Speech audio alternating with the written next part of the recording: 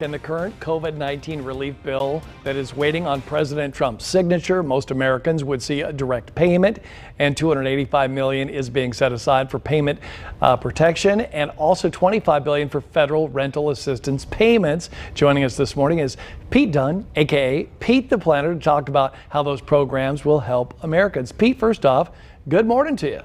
Good morning. I'm wearing a holiday shirt, Scott, so I'm feeling quite festive. You're wearing green. I'm wearing green, so we're in agreement. One thing not in agreement, apparently the Senate Republicans, the Senate Democrats, and President Trump, big changes last night.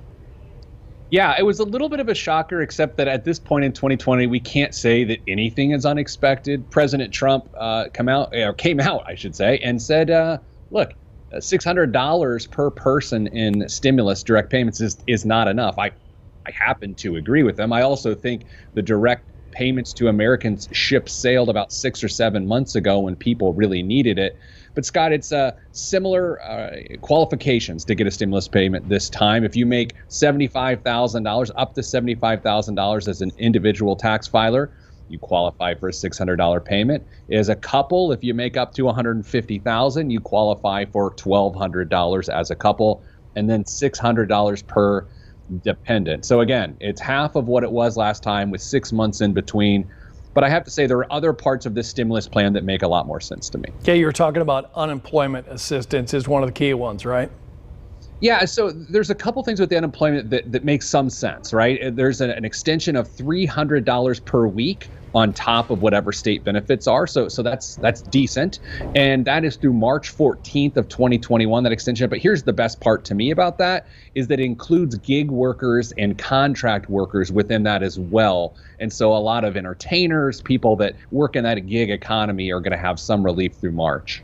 What about rental assistance? I know a lot of people have already been evicted.